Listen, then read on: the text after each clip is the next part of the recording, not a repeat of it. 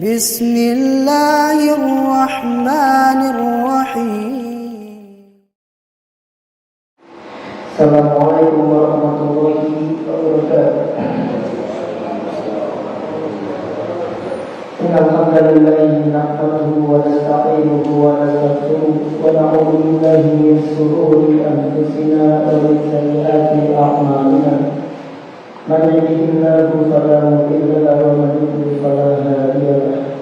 أشهد أن لا إله إلا الله وحده لا شريك له وأشهد أن محمدا عبده ورسوله.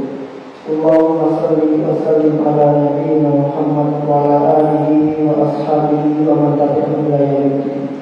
Kita masuk ke hadis 120, cukup panjang hadisnya, dan ada beberapa atau mungkin banyak pelajaran fikih yang bisa kita dapatkan dari hadis ke 120. Dan hadis 120 ini masih pada bab la yu'ti jarah, janganlah menyakiti tetangga. Namun masyaallah muslimin, hadis ke 120 ini hadisnya dhaif, akan tetapi kandungan isinya itu banyak berkesesuaian dengan hadis-hadis yang sahih. Meskipun hadisnya dhaif, akan tetapi kandungan isinya banyak berkesesuaian dengan hadis-hadis yang sahih dan banyak sekali hikmah yang bisa diambil dari hadis ini. Nah, kita baca dulu hadisnya. Imam Bukhari rahimahullah berkata, haddatsana Abdullah bin Yazid qala, telah menceritakan kepada kami Abdullah bin Yazid. Dia berkata, haddatsana Abdurrahman bin Ziyad qala, telah menceritakan kepada kami Abdurrahman bin Ziyad. Dia berkata, haddatsani Umar bin Umrah, telah menceritakan kepadaku Umar bin Umrah, anna ammatan lahu haddatsathu, bahwasanya bibinya, yakni bibinya Umar ini menceritakan hadis kepada Umar, anna sa'altu Aisyah ummul mukminin radhiyallahu anha, bahwasanya dia, yakni bibinya Umar ini, pernah bertanya kepada Aisyah ummul mukminin, ibunda kaum mukminin radhiyallahu anha. Faqalat, maka bibi dari Umar ini berkata kepada Aisyah, pertanyaannya, inna zawja ihdana yuriduha, sesungguhnya salah seorang suami di antara kami, yakni para wanita, ada di antara para wanita itu seorang suami yuriduha, yang menginginkan dirinya, maksudnya menginginkan berhubungan jima, menginginkan berhubungan suami istri. Fatamana amini. Oh, ini beda dengan ibu saya.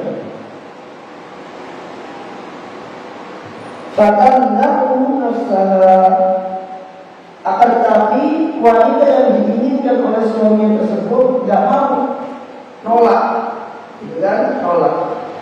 Imma antakuna babba, entah itu mungkin karena perempuannya lagi marah sehingga suaminya ngajak gak mau. Awal takuna syaitan, atau mungkin atau mungkin istrinya ini lagi gak bergairah, lagi malas, lagi mager, lagi gak bergairah. Nah, pertanyaannya apa? Fahal alaina fi dzalika min haraj? Apakah kami para wanita ini berdosa menolak ajakan suami tersebut? Suaminya kepingin, tapi karena dia gak bergairah, karena dia lagi mangkel, lagi marah, apakah berdosa? Qalat, Aisyah menjawab, nah, iya. Ini hebatnya Aisyah radhiyallahu anha. Apa hebatnya? Yaitu Aisyah radhiyallahu anha menunjukkan kepada kita bahwa dia seorang perempuan yang alim, benar-benar hasil didikan dari Nabi alaihi wasallam, benar-benar terlahir dari baik nubuwah, rumah kenabian, di mana Aisyah radhiyallahu anha menjadi perempuan yang paling banyak belajar hadis dari Nabi alaihi wasallam. Semua perihal yang terjadi di dalam rumah Nabi alaihi wasallam, Aisyah mengetahui. Mulai dari mandi janabahnya, mulai bagaimana Nabi alaihi wasallam makan, tidur dan sebagainya, Aisyah mengetahui. Maka tidak kaget jika para wanita di zaman tersebut menjadikan Aisyah sebagai rujukan, sebagai tempat untuk meminta fatwa. Apa kata Aisyah tadi? Nah, iya, kamu dosa. Suaminya minta, kamu nolak, nah, kamu berdosa. Inna min haqqihi alaiki allau aradaki wa anti ala qadar. Ini kata Aisyah, sesungguhnya di antara hak suami yang wajib kalian penuhi, seandainya suami tersebut menginginkan dirimu, engkau wajib memenuhi panggilan atau ajakan suami tersebut. Wa anti ala qadar, meskipun engkau berada di atas kotak. Kotak itu dijelaskan di sini, ada nggak tulisan di sini ya? Kita lihat dulu kotak 120. Mana itu kotak? Iya. Kotak itu apa? Kotak itu adalah pelana kecil yang terletak di atas punggung unta. Itu kotak. Artinya meskipun seorang istri sedang berada di atas unggangannya, berada di atas pelana untanya, kalau suaminya manggil, dia wajib datang. Kalau suaminya ngajak ke ranjang, ke kamar, dia wajib penuhi. Artinya sesibuk apapun dia, kalau suaminya minta, dia wajib meninggalkan kesibukan tersebut dan memenuhi ajakan suaminya. Kalau dia tidak memenuhi ajakan suaminya, apapun alasan dia, dan sibuk atau apa, selama bukan termasuk udzur yang syar'i, maka dia mendapatkan dosa. Nanti kita bacakan hadisnya tentang hal tersebut. Lam tamna'ihi, janganlah engkau menolaknya. Jadi meskipun engkau di atas kotak, suami minta, lam tamna'ihi, janganlah engkau menolaknya. Qalat, lantas bibinya Umar ini berkata lagi, qultu laka, kemudian aku mengatakan kepada Aisyah, ihdana kami, salah seorang perempuan di antara kami sedang haid. Jadi suaminya ngajak, tapi dia lagi apa? Lagi haid. Walaysa laha wa li zawjiha illa firasyun wahidun. Tapi dia dan suaminya tidak memiliki kecuali satu kasur. Ataupun satu selimut. Dia lagi haid, tapi di rumahnya cuma ada satu kasur dan tidak ada satu selimut. Itu bagaimana? Pakai batas apa yang harus perempuan dilakukan? Jadi seakan-akan begini jemaah, Imam ini, bibinya Imam Umar ini, dia berpikir kalau seakan-akan kalau perempuan sudah haid, itu selain dilarang jima, itu juga dilarang untuk dekat sama suaminya. Makanya ceritanya seperti ini. Paham maksudnya ya? Jadi menurut bibinya Umar ini, seakan-akan perempuan kalau dia haid, itu dia nggak boleh dekat sama suaminya. Bukan hanya sekedar jima, tapi nggak boleh juga dekat sama suaminya. Makanya dia tanya, bagaimana kalau ada perempuan haid, kemudian di rumah dia itu hanya punya satu kasur, hanya punya satu selimut, apa yang harus dia lakukan? Nah, kemudian jawaban Aisyah ini sesuai dengan sabda Nabi alaihissalam. Aisyah mengatakan, "Idza shudda 'alaiha izaraha." Hendaklah dia mengikat kain sarungnya. Maksudnya bagaimana? Maksudnya begini, perempuan kalau haid itu mungkin zaman dulu nggak ada namanya pampers ya, nggak ada namanya alat untuk haid seperti soft gitu kan. Nah itu kata Aisyah, ketika dia akan tidur dengan suaminya, hendaklah dia mengikat kain sarungnya. Maksudnya perempuan ini harus pakai sarung untuk menutupi kemaluannya. Summa kana ma'ahu. kemudian dia tidur bersama suaminya. Falahu ma fawqa dzalik, maka bagi suaminya itu boleh menyentuh apa yang ada di atasnya. Aduh fokus. Nanti perempuan kalau kalau suaminya kepingin sama dia, itu disuruh sama Aisyah untuk menutupi bagian kemaluannya dengan sarung. Dan apa yang ada di atas sarung itu boleh dinikmati oleh suaminya. Boleh dinikmati oleh suaminya. Dan apa yang ada di dalam yang sarung itu tidak boleh disentuh. Nanti anak bahas fikihnya.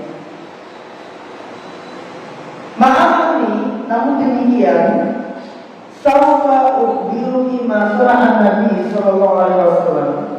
Aku akan memberitahukan kepadamu apa yang dilakukan oleh Nabi alaihi wasallam ketika Aisyah ditanya. Innahu kana khairan minhu. Pada waktu itu malam giliranku. Ya, karena Nabi alaihi wasallam senantiasa menggiliran istrinya. Jadi istri-istri Nabi alaihi wasallam yang berjumlah 11 itu, kemudian wafat 239, itu mereka memiliki malam-malam yang digunakan untuk bergiliran melayani Nabi alaihi wasallam. Tapi pada jamaah terkadang Nabi alaihi wasallam dalam sehari beliau mampu menjimat semua istrinya. Ya, dalam sehari Nabi alaihi wasallam mampu menjimat semua istrinya. Di rumah sini nanti masuk rumah yang kedua dijimat lagi sama Nabi alaihi wasallam. Kemudian masuk rumah yang ketiga berjimat lagi sama Nabi alaihi wasallam. Jadi dalam sehari kuat berjimat dengan berapa? 9 orang. Masya Allah, kita cuma satu saja sudah luar biasa.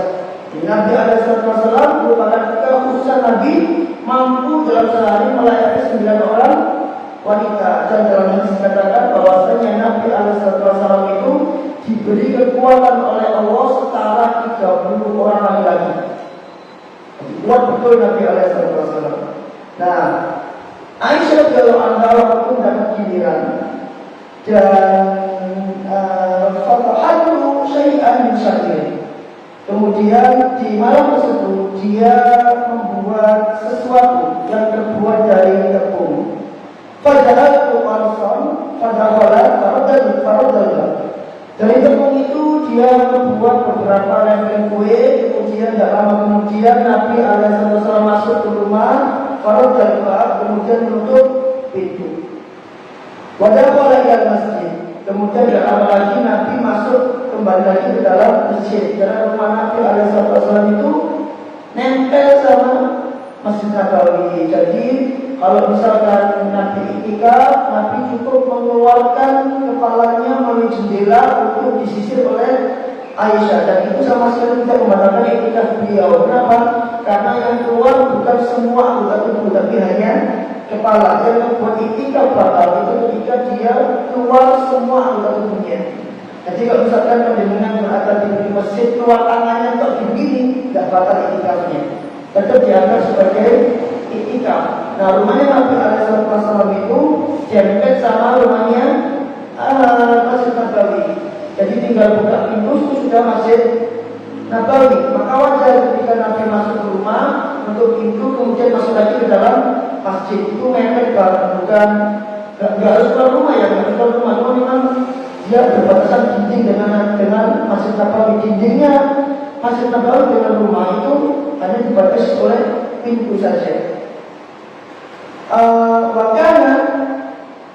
Wakana tidak aroda dia nama Allah berkalian. Bagaimana Aisyah bermakna hafal betul kebiasaan Nabi alaihi wasallam. Aisyah mengatakan bahwasanya Nabi alaihi wasallam itu apabila beliau masuk rumah dan kepingin tidur, apa yang beliau lakukan? Ini sunnahnya. Pertama adalah qalba, beliau kunci pintunya. Ini sunnah ini. Ini sunnah. Jadi panjenengan kalau mau tidur, pertama kunci pintunya. Jangan cuma dikunci, tapi ketika mengunci tersebut niatkan mengikuti sunnah. Kalau misalkan panjenengan mau tidur dan panjenengan kunci pintu, hanya sekedar kunci biar tidak dimalingi, biar tidak dimasuki orang, maka apa yang panjenengan lakukan itu hanya sebagai perkara yang mudah saja. Karena dasarnya memuji itu perkara yang mubah. Tapi ingat kaidahnya, sesuatu yang mubah itu bisa bernilai ibadah kapan? Ketika diniatkan menjadi ibadah. Maka ketika memuji itu niatkan ini dalam rangka mengikuti sunnah Nabi alaihi wasallam. Maka hanya sekedar memuji itu bisa bernilai ibadah. Kemudian apa lagi? Wa al-qirmah. Untuk ini kendi yang terbuka ditutup sama Nabi alaihi wasallam. Dia tidak termasukkan hewan-hewan yang berbahaya. Ceret-ceret ditutup sama Nabi alaihi wasallam. Nah, kalau panjenengan cuma punya ceret, punya kendi yang terbuka pada malam hari dan bukan tidur, silakan ditutup dalam rangka mengikuti sunnah Nabi alaihi wasallam. Jangan dibiarkan ceret itu terbuka seperti itu saja. Di antara hikmahnya apa? Di antara hikmahnya adalah agar kita dimasuki oleh hewan-hewan yang tidak bermalam di ceret tersebut. Yang kedua, kemudian di antara kebiasaan Nabi lagi apa? Wa'at al-qadah, yaitu membalikkan gelas-gelas yang terbuka yang terlentang dibalik oleh Nabi alaihi wasallam. Kemudian apa lagi? Wa'at al-misbah, dan mematikan lentera atau api. Karena zaman dahulu nggak ada lampu. Misbah itu adalah bahasa Arabnya lampu, tapi di zaman dahulu nggak ada lampu, adanya lentera dari api. Maka di antara kebiasaan Nabi alaihi wasallam itu beliau apa? Mematikan api atau mematikan lentera. Maka di antara sunnah, termasuk di antara sunnah adalah ketika itu mematikan lampu. Cuma pertanyaannya adalah apakah wajib atau tidak? Maka jawabannya mematikan lampu itu hukumnya tidak wajib, hukumnya hanya sunnah. Dilihat yang mana lebih masalah. Karena kadang-kadang seseorang itu dia justru nggak bisa tidur ketika lampunya mati. Apalagi kalau rumahnya banyak nyamuknya, dimatikan lampu taruhan dikobong kan gitu. Tapi kalau lampu dinyalakan itu paling tidak mengurangi nyamuk. Tapi untuk kesehatan, mematikan lampu ketika tidur itu bisa bermanfaat bagi kesehatan. Cuma yang jelas mematikan lentera, mematikan lampu itu termasuk di antara sunnah Nabi alaihi wasallam ketika akan tidur. Kemudian fantadatu yang solifah fakut imuhu al-kursa. Maka aku pun menunggu kedatangan Nabi alaihi wasallam. Kan Nabi di masjid tadi. Cuman Aisyah cerita kepada ibunya Umar bin Nabi itu kalau masuk rumah kebiasaannya itu kalau mau tidur diapain? Satu, mengunci pintu. Dua, menutup kerek atau tempat hidung, tempat mata, pada wajah, tutup semua, kan dikunci, tutup semua sama Nabi alaihi wasallam. Yang ketiga apa? Mengembalikan gelas. Kemudian yang terakhir mematikan lentera. Sebenarnya ada banyak. Ada lagi yang terbas sampai keranjang berapa kali? 3 kali. 3 kali itu maksimal atau minimal? Minimal. Ya, ada maksimal nggak ada batasannya. 3 kali itu adalah minimal. Dan jangan kurang dari 3. Nah, karena Nabi di masjid kata Aisyah kadar tubuh an yasrifa faqimu al-qursa. Maka aku pun menunggu kedatangan Nabi alaihi wasallam dari masjid. Untuk apa? Faqimu al-qursa, untuk memberi makan Nabi sallallahu kue tersebut. Oke? Kalau yang sorry, tapi Nabi enggak datang. Enggak ada ini seakan-akan menunjukkan bahwa Nabi itu kalau malam hari itu ibadah. Hidup malam itu seakan-akan malam Ramadan dengan malam di luar Ramadan seakan-akan sama, tidak ada beda. Jadi orang-orang soleh di zaman sahabat atau di zaman para sahabat dahulu itu seperti ini. Malam di luar Ramadan mereka hidup malam, mereka taat, mereka giat. Ketika masuk Ramadan mereka tambah lagi lebih giat. Makanya dipisahkan dari para sahabat itu. Ketika misalkan di luar Ramadan mereka khatam seminggu sekali, kebiasaan mereka. Kemudian ketika masuk Ramadan khatamnya lebih cepat, 3 hari sekali khatam. Nah, ada pun kita kebalikan kita. Malam di luar Ramadan kita pas-pasan, malamnya nggak hidup. Ketika masuk bulan Ramadan kita hidupkan malam. Berarti malam ketika masuk Ramadan itu bukan malam yang maksimal, tapi malam di mana kita berubah menjadi taat. Ada para sahabat, para salaf itu sebelum Ramadan itu taat. Ketika masuk Ramadan mereka tambah taat. Jadi istilahnya kebaikan di atas kebaikan. Nah kita di luar Ramadan kita nggak taat, kita nggak hidup, kita banyak itu aja. Tapi ketika masuk Ramadan kita menjadi taat. Jadi ini hanya perubahan diri kita agar tidak baik menjadi baik. Adapun para salaf itu mereka baik dan berubah menjadi lebih baik. Itu bedanya. Saking namanya Nabi SAW hatta balagha naum, sampai akhirnya Aisyah itu ngantuk Pak. Orang bukan lama ngantuk. Wa auja'ahul fardu. Lantas Nabi SAW tiba-tiba datang dalam keadaan kedinginan. Fa'atani fa'aqamani. Kemudian Nabi datang menemuiku dan membangunkan aku karena kedinginan. Cuma qala atfi'ini. Kemudian Nabi mengatakan pada Aisyah, hantarkanlah aku. Faqultu lahu, kemudian aku mengatakan pada Nabi SAW, ini haidun, aku haid. Nah ini yang dimaksud oleh Aisyah tadi. Ketika bibinya Umar bertanya bagaimana kalau kita haid. Di rumahnya dia punya satu selimut dan satu kasur. Sedangkan suaminya pengen, bagaimana? Nah ternyata Aisyah menjawab, silakan dia mengikat kain sarungnya. Kenapa dia bisa jadi seperti itu? Karena dia pernah belajar bahwa suatu ketika Aisyah itu haid, kemudian Nabi berpikir untuk dihangatkan. Karena Aisyah berpikir, kan aku haid, mana boleh melayani suami dalam keadaan aku haid. Pikirnya Aisyah seperti itu kan? Makanya Aisyah mengabarkan kepada Nabi, ini haid, aku sedang haid. Allah kata Nabi, ini yang menunjukkan bahwa perempuan haid itu suami boleh melakukan apapun kepada perempuan haid kecuali jima. Apapun itu kecuali jima. Nanti anak kasih tahu kepada antum jima itu apa sih definisinya? Ya. Aisyah Nabi mengatakan, wahid ya kalau misalkan kamu haid, ikshibi al-fahidain, bukalah kedua pahamu. Meskipun Aisyah haid, tapi minta apa? Bukalah kedua pahamu. Fakasyatu al-fahidain, lantas aku pun membuka kedua pahamu. Bahwa doa apa ini? Enggak.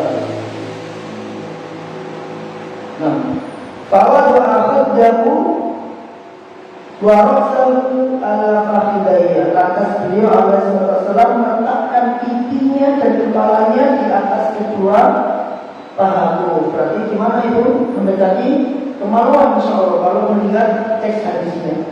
Hatta dafi'a, sampai beliau pun merasa hangat. Padahal Aisyah sedang apa ini? Haid. Tapi Nabi alaihi wasallam memerintahkan Aisyah menyentuh Aisyah dengan cara duduk di atas kepalanya Aisyah. Kemudian fa'aqbalat sya'atun hijaina dajinatun. Nah ini yang menjadi inti bab ini. Maksudnya bab 5 ya, masyaallah belum selesai di sini. Tiba-tiba ada seekor kambing milik tetangga kami, kata Aisyah, yang minta masuk. Padahal kalau dia pun masuk itu mahamilan atau itu mahamilan di dalam kursi. Kemudian dia menuju ke kue tersebut, fa'aqadatu, diambil kuenya. Cuma ada baroknya. Aisyah tahu, kemudian dia ada barok, dia terperanjat, dia kaget. Orang itu sudah lewat begitu. Kue di dalam kerdus gitu kan. Kalau Bapak tuan bulan, terus aku pun langsung terperanjat dalam melihat tersebut. Nah, gara-gara Aisyah terperanjat tersebut, wasai pada Nabi Sallallahu Alaihi Wasallam, Nabi SAW pun terbangun dan tidurnya. Fabadar tua ilal bab. Lantas ketika Nabi terbangun, aku bergegas langsung menuju pintu. Ngapain? Mau nangkep kambingnya itu, kuenya kok diambil, kuenya buat Nabi Alaihi Wasallam kok diambil sama kambing kan gitu ya. Lantas Nabi katakan apa lagi? Etika yang menjadi inti dari bab ini. Nabi mengatakan, faqala Nabi Sallallahu Alaihi Wasallam. Lantas Nabi bersabda kepada Aisyah, khudi ma adrakti min kursi. Ambillah apa yang engkau dapati dari B, walaupun dijauhkan bisyatihi, dan janganlah kamu menyakiti tetanggamu dengan cara menyakiti kambingnya. Ini mak, kita teringat tentang sikap beberapa orang tetangga. Kalau ada ayam yang main atau buang kotoran di rumah tetangga, diambil disembelih. Saling kiri buat apa? Buang kotoran sembarangan, itu disembelih. Tapi ada Rasulullah SAW apa? Ambillah apa yang kau jumpai dari rotimu, dan jangan kamu sakiti tetanggamu dengan cara menyakiti kambingnya. Jadi kalau seandainya Aisyah ambil kambingnya itu disembelih sama Aisyah, itu orang menyakiti hati tetangganya, itu tidak boleh sama Nabi SAW. Artinya begini mas, meskipun tetangga itu jelek sama kita, merugikan kita, gara-gara kambing dia kehilangan kue. Meski itu merugikan kita. Meskipun tetangga itu merugikan kita, kita tidak boleh merugikan dia. Inilah ihsan, ini kebaikan seperti ini. Kebaikan itu adalah ketika orang lain jelek sama kita, kita tidak boleh jelek sama dia. Sama seperti rumah tangga. Misalkan, kalau seandainya suami tidak menafkahi istri, itu urusan suami, tapi kewajiban bagi istri tetap harus berbuat baik kepada suami. Dia punya dua pilihan, dia bisa bersabar atau dia bisa mengajukan hulu gugat cerai. Kalau dia bersabar, maka meskipun suaminya tidak menafkahi dia wajib untuk melayani suaminya. Sebagian perempuan ketika suaminya tidak menafkahi dia tidak mau melayani suami. Kalau dia tidak menafkahi aku, maka melayani dia. Kan nafkah itu seperti kamu membeli, aku kasih barang, bukan gitu. Kalau kamu nggak kasih apa ya, kamu nggak kasih sesuatu ke kamu, bukan gitu.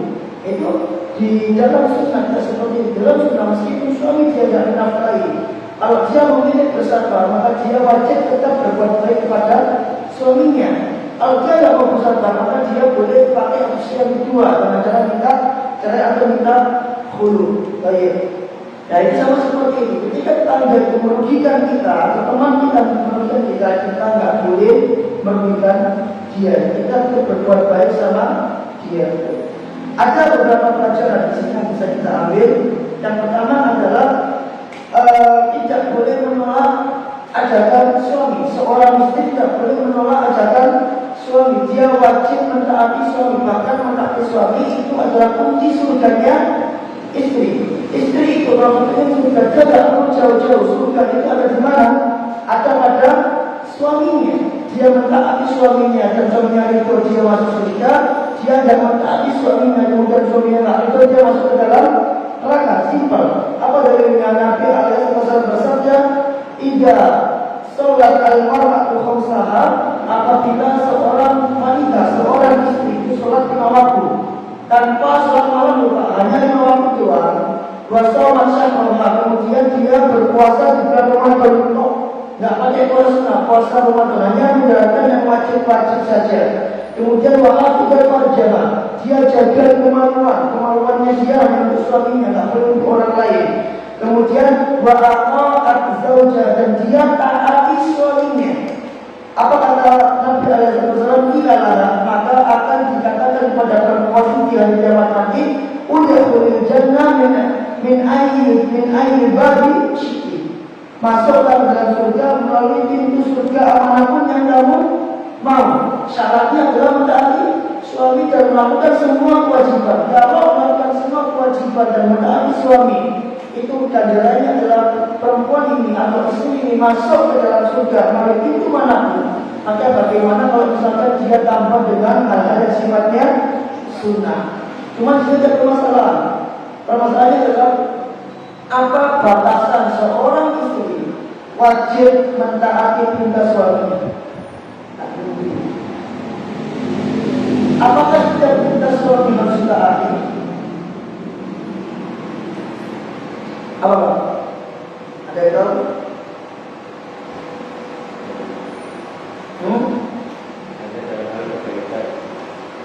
Berarti semua perintah suami kalau baik ditaati semua. Yang betul adalah yang menjadi wajib bagi suami untuk mentaati, bagi istri untuk mentaati suami, wajib bagi dia tidak boleh tolak apabila perintah itu berkaitan dengan hak suami. ya, apabila perintah itu berkaitan dengan hak suami, apabila perintah itu tidak berkaitan tentang hak suami, seperti yang jadi tadi, bahwa hidup farjah dia menjaga kemaluan dia, itu hak suami. Wa aqa'at zawjah, itu hak suami. Diajak hubungan badan, dia wajib untuk apa ini? Memenuhi panggilan suami, itu haknya suami. Dia wajib, tidak boleh nolak. Tapi apabila perintah itu tidak berkaitan tentang haknya suami, maka dia boleh untuk nolak. Misal, apa yang selain perempuan? Belanja, shopping, ke mall, masukkan barang ke keranjangnya Shopee. Nah, itu senang untuk perempuan itu. Ya Shopee nggak beli lah, jadi nggak ono. Nek di pokonan keranjangnya Shopee itu. Nanti perempuan itu dengan cek Shopee itu penuh barang, tapi nggak dibeli. Itu adalah cita-cita mereka, semoga suatu saat kebeli. Jadi mereka seakan-akan berdoa untuk suami ini di sini lancar, nafkahin nambah sehingga keranjangnya bisa realisasi gitu. Itu gilinya istri. Nah kemudian kita melarang, oh kamu nggak boleh lihat Shopee loh ya, nggak boleh masuk keranjang. Ini perempuan wajib tak apa? Tidak wajib, karena tidak berkaitan dengan hak suami. Contoh lain, istri kita suka mie ayam, suka makanan, atau suka kentol, cilok, pengen beli cilok, suaminya marah. Apa yang beli cilok? Gak usah beli cilok. Dia wajib tak apa? Tidak wajib. Dia boleh tetap beli cilok karena itu tidak berkaitan dengan hak suami, meskipun afdolnya dia harus taat sama suami. Terlebih kalau larangan suami itu ada masalahnya. Tapi secara hukum yang wajib mutlak tidak boleh ditolak dan bisa mendatangkan laknat malaikat itu ketika dia tidak melaksanakan dalam hal-hal yang bersifat wajib atau hal-hal yang bersifat di dalamnya ada hak suami. Tahu di sini ya. Kemudian yang kedua, faedah yang kedua dari hadis ini, sesibuk apapun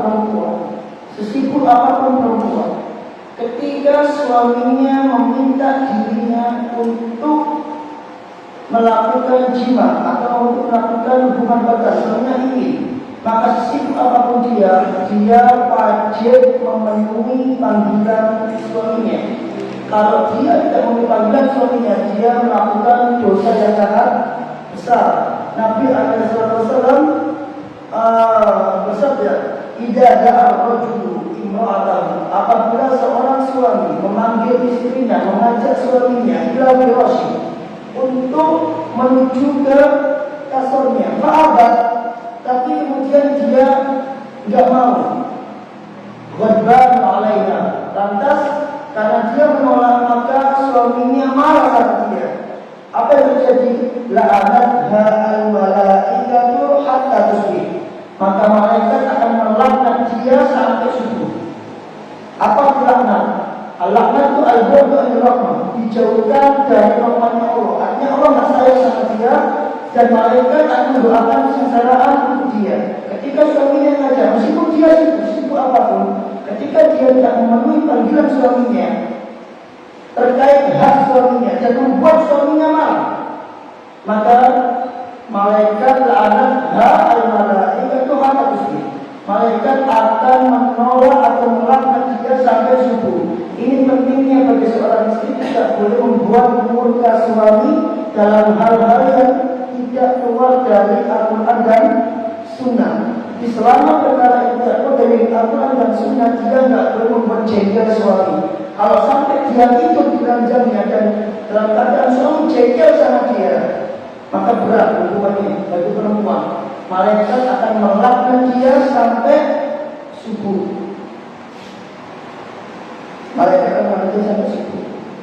Kemudian kalau dikecualikan kalau perempuan ini udzur syar'i, misalkan dia sedang melaknat, di hadis ini dikatakan meskipun engkau berada di kota, berada di pelana unta, suami manggil kamu harus datang. Seakan-akan menunjukkan bahwa kata Aisyah seakan-akan menunjukkan bahwasanya apapun yang kau lakukan, sesibuk apapun kamu tinggal itu dan kamu memenuhi panggilan suami, kecuali ada unsur syar'i, maka ini diperbolehkan dia menolak dan dia tidak dosa. Misalkan apa?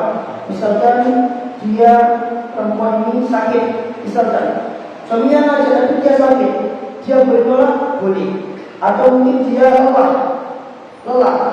Sedangkan dia sendiri dikatakan bahwa perempuan ini tidak bergairah, bukan karena lelah, bukan tidak bergairah. Artinya kalau seseorang tidak bergairah itu mungkin karena dia malas, maka ini bukan dosa. Tapi ketika dia lelah karena mungkin dia habis cuci pakaian, masak di dapur, membersihkan rumah, dia lelah. Kemudian suaminya kepingin, kemudian dia nolak, boleh tidak? Boleh, karena dia ini udur syar'i. Apakah dia berdosa? Dia tidak dosa, karena udur syar'i. Kalau dia lelah, dia sakit atau apapun itu yang diperbolehkan oleh syariat, maka diperbolehkan untuk menolak ajakan suami.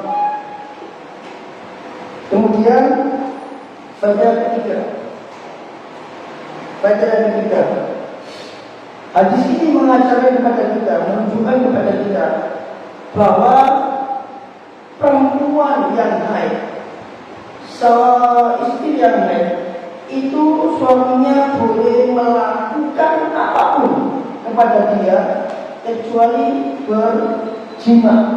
Karena di sini dikatakan bahwasanya meskipun satu selimut, meskipun tidur satu ranjang, maka dia tetap boleh tidur dengan suaminya dengan syarat dia mengikat kain sarungnya. Artinya dia tidak boleh berjima.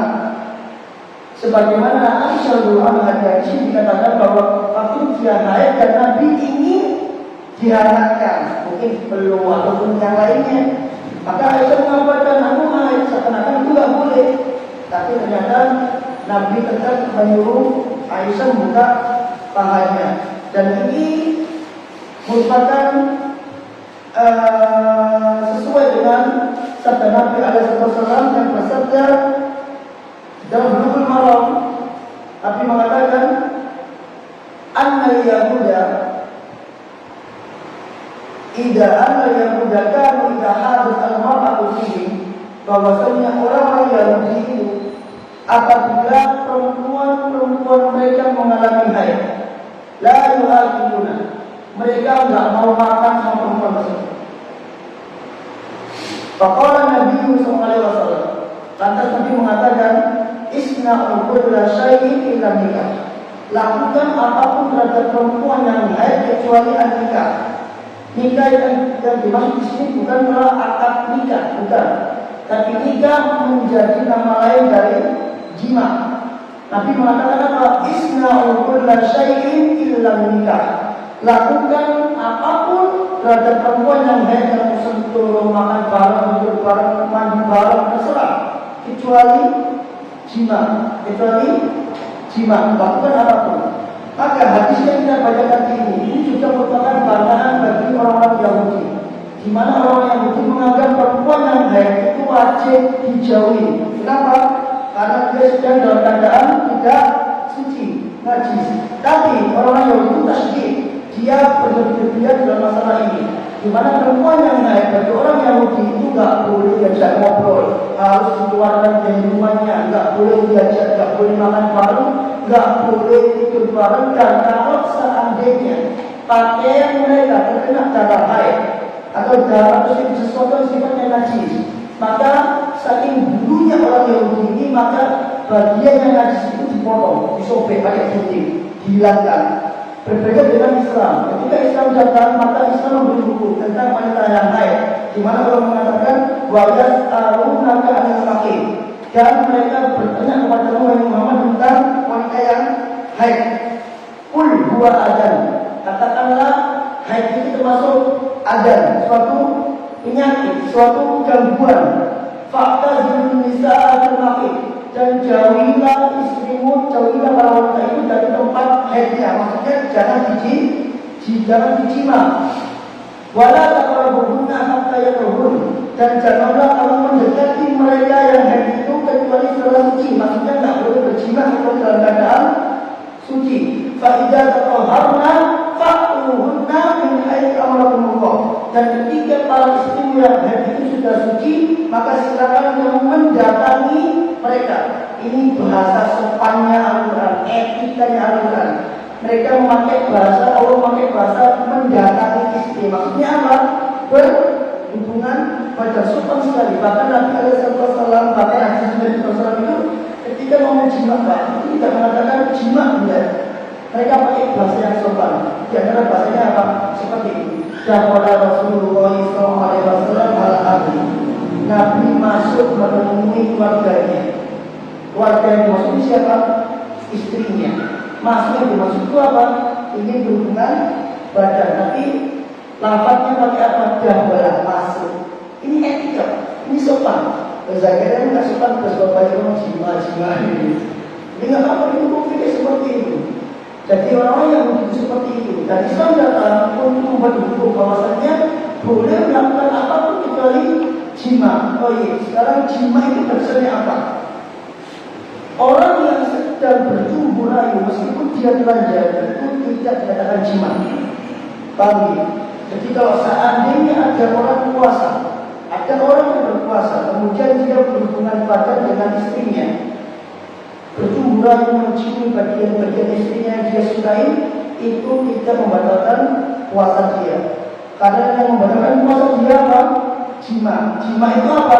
Jima itu ketika hasafah. Hasafah itu ujung kepala kemaluan laki-laki masuk ke dalam farji perempuan. Maka itu dikatakan dia berjima. Makanya para ulama menjelaskan, terutama dalam fikih mazhab Syafi'i dijelaskan apabila kemaluan laki-laki itu ujungnya hanya nempel saja ke kemaluan perempuan, itu saja masuk, maka puasanya tidak batal karena tidak terhitung sebagai jima. Atau hasafah, istilahnya hasafah itu bagian yang dihitam, ya, ujung kemaluan, istilahnya apa? Helmnya kemaluan laki itu, kalau misalkan ujungnya itu masuk separuh saja, itu juga tidak dikatakan jima. Nah, definisi jima adalah ketika ujung kemaluan masuk secara sempurna ke dalam farji perempuan. Ketika orang puasa hasafahnya masuk secara sempurna, maka batal puasanya, dan apabila dia melakukan di siang hari dia wajib kafarah. Gitu kan?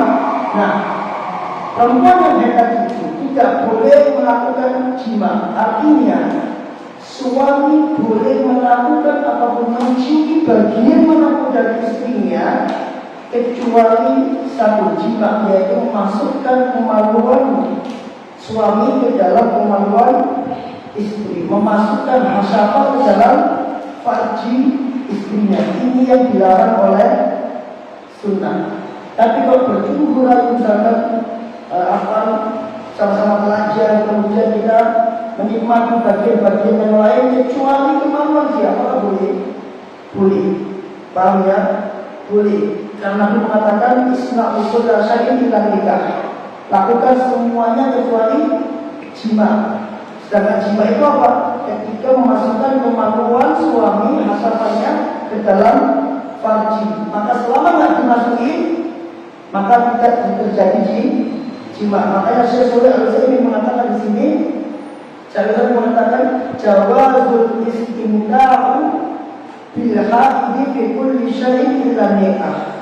Bolehnya bertumbuh dengan perempuan yang haid dalam segala hal kecuali nikah, kecuali berjima.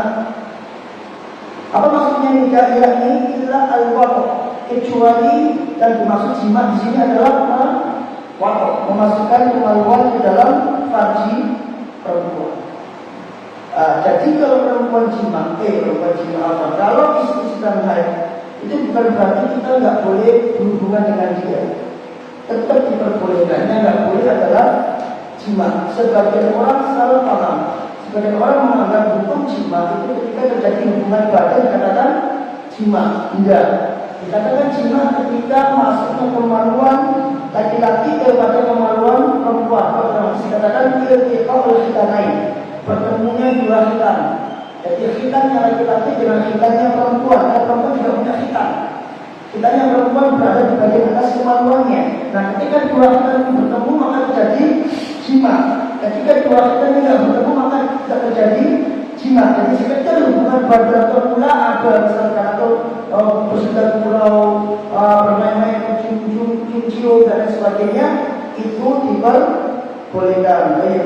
Kemudian akan tapi khusus bagi perempuan yang haid maka ada etikanya. Apa etikanya? Aisyah menyebutkan di sini apa? Hendaknya dia mengikat kain sarungnya. Dan ini adalah faedah yang berapa? Dan keempat, bahwasanya perempuan yang haid ketika dia akan melakukan sesuatu dengan suaminya, entah itu bercumbu rayu atau bersentuhan apapun, dia hendaklah mengamankan bagian yang haid. Boleh pakai sabun, boleh pakai kerana, boleh pakai kain, terserah, itu pokoknya. Ya, ini sudah Nabi Alaihi Wasallam Nabi mengatakan, karena Rasulullah SAW ya'muruni fattazir. Adalah Nabi Alaihi Wasallam pernah memerintahkan aku, maksudnya untuk berhubungan dengan beliau. Fattazir, fa'attazir, maka aku pun bersegera memakai sarung. Fayubashiruni wa ana haid, maka beliau pun langsung mencumbuiku dalam keadaan aku haid. Paham maksudnya?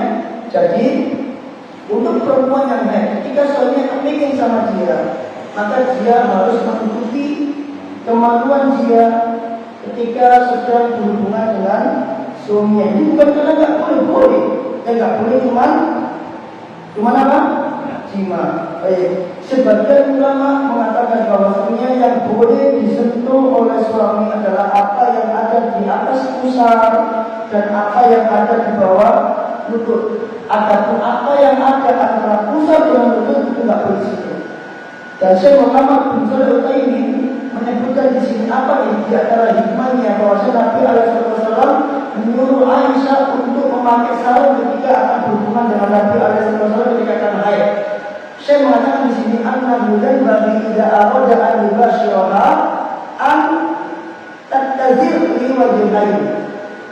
Pertama di Allah yang meminta mayat agar ketika berhubungan dengan istrinya itu suami tidak melihat apa yang dia tidak sukai, apa yang tidak dia benci. Karena bisa kita bayangkan ketika suami ingin berhubungan dengan istri kemudian bagian yang terkena haid tidak tutup, maka otomatis suami akan jijik, akan tidak suka, akan benci. Akhirnya hilang gairahnya, hilang hasratnya. Inilah faedah yang pertama, bahwasanya ditutupnya kemaluan dengan kain sarung atau apapun yang ketika terjadi mula'abah itu bersedang dengan suami atau istimta. Bercumbulah itu adalah agar suami tidak melihat bagian yang dibenci. Faedah yang kedua adalah di Allah tablibahu nafsuhu fayujamiha, agar jangan sampai suami itu kalau misalnya tidak ditutup, kemudian suami melihat bagian tersebut tiba-tiba suami nafsunya naik, akhirnya dia nekat untuk memasukkan ke dalam farji perempuan. Makanya ditutup biar suami tidak berhasil lebih tinggi. Itu hikmahnya. Kemudian yang terakhir, jadi hadis ini adalah sesuai dengan bahwasanya tidak boleh menyakiti tetangga. Dalilnya apa? Nabi Alaihi Wasallam melarang Aisyah menyakiti kambing tetangganya karena menyakiti kambing tetangga itu sama seperti menyakiti tetangga. Kemudian hadis yang terakhir dari Abu Hurairah radhiyallahu anhu bahwasanya Rasulullah sallallahu alaihi wasallam bersabda, la yadkhulul jannah man la ya'mal jaruhu bawa'iqahu. Tidak akan masuk surga orang yang tetangganya tidak aman dari gangguannya. Di kitab saya ini ada 3 faedah terkait sabda Nabi tidak masuk surga. Baik, yang pertama, yang dimaksud tidak masuk surga di sini bukan berarti dia kafir benar, dia kafir atau tidak masuk surga benar, bukan seperti itu. Yang dimaksud tidak masuk surga di sini adalah tidak sempurna imannya, karena menyakiti tetangga itu mengurangi iman. Kemudian yang kedua, dia bisa benar-benar tidak masuk surga kapan? Manakala dia menghalalkan apa yang dia lakukan kepada tetangganya. Paham ya? Dan dia tahu bahwa tetangga itu haram, tapi dia menghalalkan hal tersebut.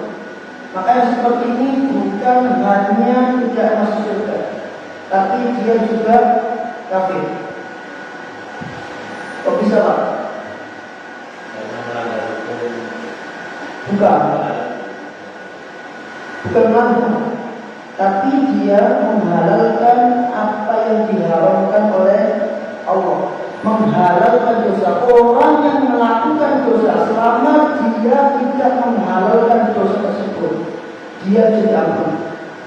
Tapi kalau dia sudah sampai ke tahap al-mustahil, menghalalkan dosa, maka dia tidak hanya tidak diampuni, tapi dia juga tidak masuk dalam surga, bahkan dia juga kafir. Karena dia menghalalkan apa yang telah dilarang oleh Allah. Mengganggu tangga itu tidak boleh, itu haram. Tapi kalau sampai dia menganggap boleh apa yang dia lakukan kepada tetangganya, maka orang ini pelakunya ini terancam kafir. Terancam kafir. Kemudian yang ketiga, selama dia tidak meremehkan apa yang dia lakukan kepada tetangganya, maka itu tetap bisa diampuni.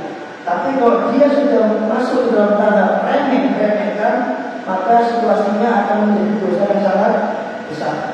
Kemudian faedah yang keempat, hadis ini menunjukkan kepada kita bahwasanya menyakiti tetangga itu dosa besar. Kenapa? Karena Nabi mengancam pelakunya dengan mengatakan tidak akan masuk surga. Semua dosa yang ada ancamannya, maka dia masuk ke dalam dosa besar. Semua dosa yang tidak ada ancamannya di dalam hadis atau di dalam Al-Quran, maka dia termasuk ke dalam dosa kecil. Jadi yang membedakan dosa besar dengan dosa kecil adalah ada atau tidak ancaman yang ada pada hadis atau dalil. Kalau ada dalil bahwasanya orang yang pelakunya diancam neraka, diancam laknat, maka dosa tersebut dosa besar. Maka menyakiti tetangga itu termasuk dosa besar. Karena Nabi mengancam dengan kata apa? La yadkhulul jannah. Kemudian yang kelima, kebalikan dari hadis ini, maka berbuat baik kepada tetangga merupakan sebab masuk ke dalam surga. Sebagaimana hadis yang lalu tentang seorang wanita yang amalannya biasa saja, tapi dia hanya tidak pernah menyakiti tetangganya. Maka Nabi mengatakan perempuan ini masuk ke dalam surga. Maka berbuat baik kepada tetangga, ramah kepada tetangga, memberi kepada tetangga, meskipun tetangga yang merugikan kita, itu sebab masuk ke dalam surga dan sebab untuk melembutkan hati. Karena berbuat kepada orang lain itu bisa melembutkan hati. Kalau antum ingin melembutkan hati antum, kasih orang lain sesuatu, sedekah sama orang lain. Karena sedekah itu bisa melembutkan hati. Berbuat baik kepada tetangga bisa menjadi sebab masuk dalam surga, melembutkan hati kita dan menyempurnakan iman kita. Allah Alam. Dan yang paling penting dari penjelasan saya tadi itu adalah penjelasan tentang fikih masalah suami istri tadi. Dikatakan jima apa? Coba ulangi. Ketika masuk apa? Apa yang masuk? Maksudnya kitanya laki-laki dan wanita bertemu. Apa batasan kita? Harus tahu masuknya versi laki ke versi perempuan seberapa maksudnya. Bayu semuanya Masuk semuanya. Ya, salah. Tahu kata saya tadi? Ha, ha, hasa,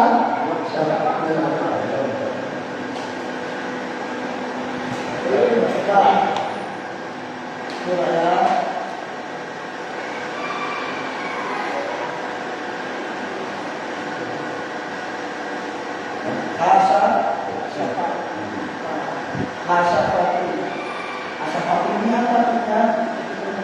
Ujung, perempuan, laki-laki. Kalau pada perempuan, asafannya itu ada. Jadi yang dihitungkan itu asafah. Paham? Yang dihitungkan istilahnya asafah. Nah, perempuan hukumnya tidak wajib. Makanya hitanya perempuan itu ada di atas kemaluan apa? Ada di atas lubang kemaluan dia. Jadi kata para ulama, kalau misalnya sekedar menyentuh hitam itu nggak bisa. Karena menyentuh hitam itu doang itu nggak akan masuk. Karena hitam perempuan ada di atas lubangnya. Nanti untuk bisa masuk itu bukan sekedar menyentuh hitam. Kemudian hasafannya harus masuk. Kalau hasafan yang menuju kemaluan itu masuk secara sempurna, helmnya itu masuk secara sempurna, maka itu terjadi jima. Dia wajib mandi, baik keluar mandi maupun tidak keluar mandi.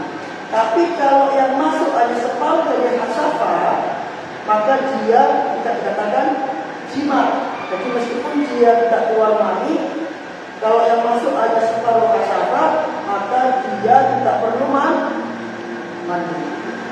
Paham ya? Kalau misalnya laki-lakinya puasa, Pak, ini baik-baik ya. Kalau laki-lakinya puasa, kemudian hasafahnya masuk sebagian, batal enggak puasanya? Batal enggak? Puasanya tidak batal karena juga belum melakukan jima. Yang membatalkan puasa itu berjima. Kalau sekedar istinta menikmati dunia istri itu tidak membatalkan puasa selama dia tidak keluar mani. Bahaya. Tapi bagi perempuan puasanya batal. Kenapa? Karena ada sesuatu yang masuk ke dalam rongga-rongga tubuh. Karena kaidah puasa itu tidak boleh ada yang masuk ke dalam rongga-rongga tubuh. Bahkan dibahas bagaimana kalau minyak wangi masuk ke kulit, batal enggak? Bagaimana kalau air masuk ke telinga, batal enggak? Jadi tidak cuma sekedar masuk ke tenggorokan. Ya, sehingga dalam fikih puasa ketika terjadi masuknya asafah atau farji perempuan, puasa si laki-laki tidak batal, perempuannya batal, tapi tidak dikenai kafaroh karena belum jima. Sehingga perempuannya hanya wajib kodok, laki-lakinya nggak wajib kodok. Apa yang kodok nggak batal? Nah, itu ya, itu jelas. Ya, itu ini. Tapi kalau bisa jangan dilakukan, niatnya separuh, khawatirnya nah itu ya, jangan dilakukan, niatnya separuh tapi itu bahaya. Itu berarti tidak sesuai dengan niat awal, tidak sesuai dengan tujuan awal. Berarti targetnya nggak tercapai targetnya cuma sekedar bes. Kata Ustaz, masuk separuh nggak apa-apa, nggak batal. Ceplosan batal. Udah batal sehari baca kafaroh. Ya, ini asafah. Jadi yang dihitan itu asafahnya. Kalau kita teruji ya kulit bagian ujung itu. Kalau perempuan istilahnya itu kawisnya. Itu istilahnya. Oke, Barakallahu itu udah yang bisa kita sampaikan yang kita pelajari masalah fikihnya. Ada yang mau tanya? Nah, tadi dijelaskan masalah malaikat melaknat. Apakah bisa dihubungkan dengan suaminya berdoa supaya tidak dilaknat oleh Allah? Baik. Jadi biasa dikatakan sahabat ketika perempuan yang nolak suaminya marah, ya kan? Ini menunjukkan bahwasanya kalau seandainya ketika istrinya menolak dan suaminya memaklumi, maka tidak terjadi laknat. Tapi ketika istrinya nolak dan membuat suaminya nggak ridho sama dia, ini kunci utama di hidup suami. Membuat suaminya nggak ridho itu bisa menjadi laknat tersebut ketika tidur sampai subuh. Tidak hanya berlaku masalah jimat saja, masalah apapun itu, masalah apapun. Ketika dia berbuat sama suami dan suaminya nggak ridho sama dia bisa kena laknat malaikat sampai subuh. Makanya ini tuntutan bagi suami, jangan hanya menyalahkan sebagian pihak, tapi bagi pihak suami juga dituntut untuk apa?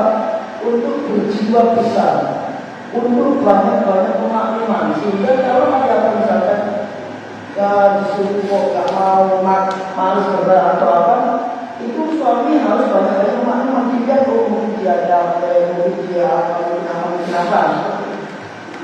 Itu ada pemakluman agar apa? Agar nanti tidak tertimpa sesuatu yang tidak diinginkan kepada istrinya. Mungkin yang namanya suami bisa berpikir, jika dia tidak ditaati, mungkin dia akan untuk mangkel, untuk sebel misalnya dulu. Tapi itu tak boleh terjadi. Ya, itu terjadi dan kita harus segera boleh papa maafkan. Karena kalau kayak gitu, kalau pasangan tidak ridho, maka istrinya akan kena lakukan. Itu masalahnya di sini. Jadi hanya jangan egois lagi. Jadi dari pihak dari sisi suami banyak-banyak maklumat, dari sisi istri banyak-banyak meminta maaf kalau salah.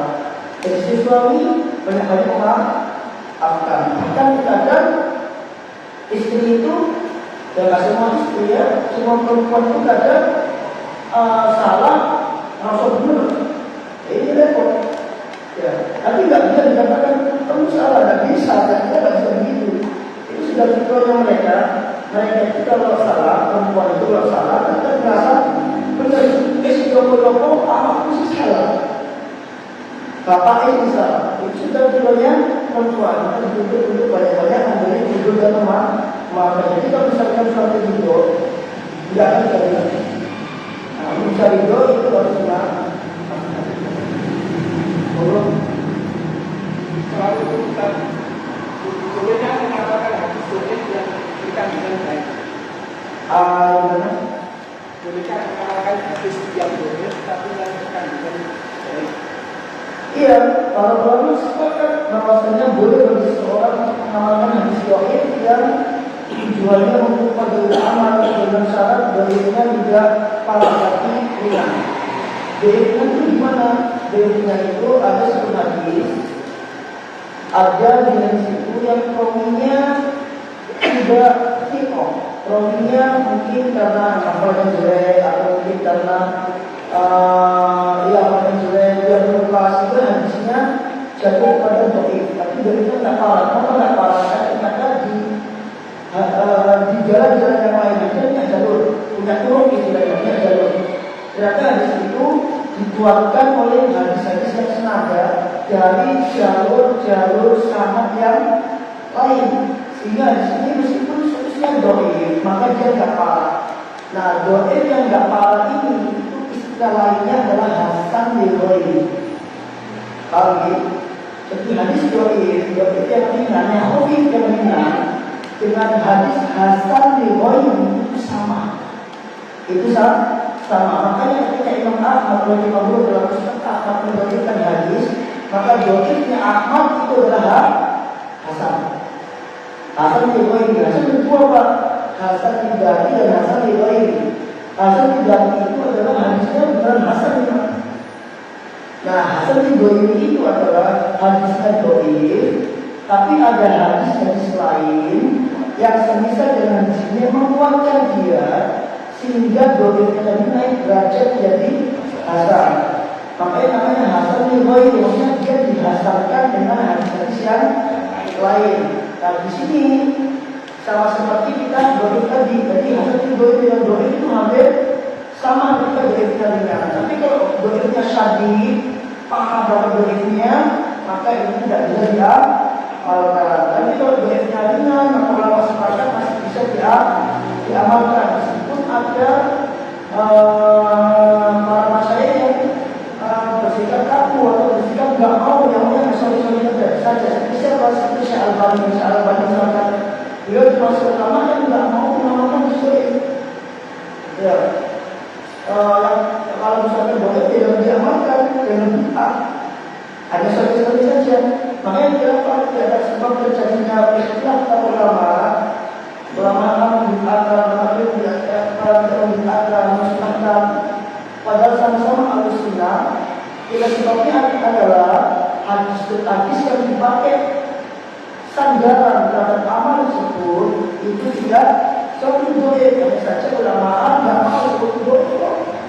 Kalau boleh tidak saja dimana kalau boleh lagi sedangkan ulama yang mengatakan boleh, yang mengatakan tidak apa-apa kan jadinya masih ada syawal-syawal dunia begitu. Nah itu kadang menjadi sebab perbedaan pendapat di kalangan para ulama. Itu bisa itu ketika sholat iktidal, saya Al-Bani nggak mau sebutkan ketika iktidal, ya kan? Karena beliau berkata nggak ada diskonnya kok. Kalau nggak ada diskonnya, apa yang suka dari mana? Ada dari Nabi nggak ada.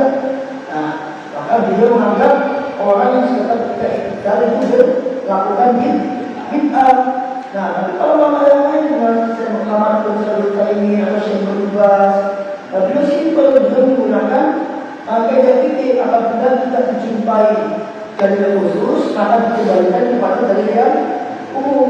Dan umumnya apa? Dari umumnya adalah ketika Nabi SAW itu berdiri, beliau bersergagah dan berjumna al-Yusra. Beliau meletakkan tangan-tangannya di atas tangan kirinya ketika berdiri, dan tangannya itu berduduk berdiri. Maka ketika dia berdiri, bagaimana berdiri ketika sholat? Itu ketika sholat itu besar, sehingga iktidal itu ketika ditanya apa yang harus dilakukan oleh tangan ketika iktidal, maka mereka disuruh Nabi ketika berdiri ngapain? Ketika harus kita. Nah seperti itu. Sahabat tidak mau ada yang soal yang berdiri berarti itulah ikhtilaf pendapat di kalangan fikih. Maka dalam masalah ini kita tidak punya kaki, harus terbuka betul wawasan. Paham? Jadi kalau diamalkan juga itu boleh silakan, karena juga itu terkadang bisa terakar terhadap menjadi hasil riwayat. Demikian juga yang tidak ada penunjuk ini. Kadang hadisnya boleh di sini dimasukkan oleh syarat bagi dalam sisi al-dhaifah, tapi kadang dihasankan sebagai ulama. Paham ya? Kadang disebut sebagian ulama itu banyak orang yang ngaji hadis itu kadang hadisnya boleh masuk referensinya tertulis lihat silsilah hadis ad-dhaifah karena Syekh Al-Bani yang terkumpul dengan hadis dhaif. Tapi di sisi lain ada orang yang mengatakan hadis ini hasan dhaif, dinaikkan derajatnya karena sesuai dengan sisa hadisnya kita berikan. Dia dhaif tapi isinya sesuai dengan hadis yang enggak ada bentangan. Jadi dia bisa naik ke derajat hasan, kalau tidak naik yang kita boleh diamalkan atau dijadikan ibroh, karena memang tidak ada yang bertentangan dengan hadisnya. Oke. Silakan. Assalamualaikum warahmatullahi wabarakatuh. Dari Bapak menjelaskan tentang surganya istri kalau mentaati semua hak-hak suami. Dan jadi pertanyaannya itu, apakah istri yang melakukan semua hak suami tetap masuk surga biarpun suaminya tidak soleh? Jadi istri itu melakukan semuanya hak suami, tetapi suaminya tidak soleh. Apakah tetap jaminan masuk surga? Jazakumullah. Iya, masuk surga. Karena hadisnya mengatakan, hadisnya tidak mau. Ketika Nabi mengatakan wa ata'at zawjaha dan mentaati suaminya, Nabi tidak katakan, Nabi tidak menjelaskan secara spesifik ini suaminya. Pokoknya mentaati suami. Maka ketika Nabi tidak menjelaskan ciri-ciri secara detail, maka dia kembali pada hukum secara umum. Artinya mau suami yang baik, yang apapun itu bentuknya, selama dia mentaati suaminya dengan yang maaf, maka dia masuk dalam surga. Justru akan menjadi kebalikannya. Jadi Kita perlu bicara tentang hak suami. Sekarang kita harus tahu dulu hak suami itu apa saja yang masih dimiliki istri. Kalau di zaman sekarang, hak suami yang wajib dipenuhi oleh istri itu hanya urusan pajak. Jadi kalau istrinya nggak masak, boleh. Kalau istrinya nggak cuci, boleh. Jadi di zaman para salaf dulu, kewajiban istri cuma satu, bayar saja. Karena tujuan akad nikah itu menghalalkan apa yang dihalalkan. Paham ya? Sehingga di zaman setelah mendidik anak untuk istri, suaminya, masak suaminya, dicuci suaminya. Ayo jangan bagi orang kerja, nggak kerja lagi. Nah, nanti jelaskan saja secara ini. Tapi itu kembali kepada uruf atau kebiasaan masyarakat setempat. Apa yang dianggap oleh masyarakat sebagai hak suami atau kewajiban istri, maka dia menjadi kewajiban istri, dan kalau tidak dilakukan maka tidak. Apa yang dianggap oleh masyarakat tidak masuk ke dalam kewajiban istri, maka tidak masuk itu. Disebut kebiasaan masyarakat ini adalah istri punya pembantu yang memasakkan dia. Berarti kalau istri tidak masak, dia bisa menjawab. Tidak bisa, karena masyarakat sekitar, masyarakat setempat itu menganggap bahwasanya sudah hal yang wajar bahwasanya istri tidak masak, karena mereka ini membantu semua. Kayak Saudi misalnya. Tapi kalau itu adatnya dibawa ke Indonesia, maka itu tidak diterima oleh masyarakat. Masyarakat Indonesia, khususnya kampung kita, menganggap bahwa kalau istri tidak masak, istri yang berharga, istri yang males, istri yang berbakti. Jadi apa yang menjadi kebiasaan masyarakat itu bisa dijadikan dalil. Makanya dalam kitab ini dikatakan al-adat muhakkamah. Adat itu bisa, adat atau kebiasaan masyarakat setempat itu bisa dijadikan sebagai sandaran hukum. Paham ya? Jadi apa hak suami selain apa yang ada di dalam Al-Quran dan Sunnah, yaitu apa yang disepakati oleh masyarakat sekitar yang menjadi hak suami selama tidak bertentangan dengan dari Al-Quran dan Sunnah. Kalau misalkan di Saudi dulu adatnya perempuan nyetir sendiri tidak boleh, ya kan? Maka ketika dia nyetir sendiri itu termasuk pembatasan suami karena dia tidak menjaga dirinya ketika suami nggak ada. Tapi di masyarakat kita mesti belanja rumah itu nggak ada masalah. Ya, itu nggak ada masalah. Makanya kita istri belanja rumah, akhirnya nggak bisa karena masyarakat setempat menganggap itu bukan termasuk kewajiban istri harus menemani suami. Tapi kalau antum melihat apa yang berubah, perempuan yang belanja itu wajib menemani suaminya. Wajib menemani suaminya. Nah, kalau perempuan yang istri belanja, kita nggak kerja lagi. Jadi yang ikut. Nah, itu kan hak dan kewajiban. Jadi kalau sudah dulu apa kewajiban hak kita harus dimulai istri. Ketika kita sudah tahu ya kita jalankan. Sehingga apa yang bukan menjadi hak kita wajib jalankan. Ada lagi? Satu?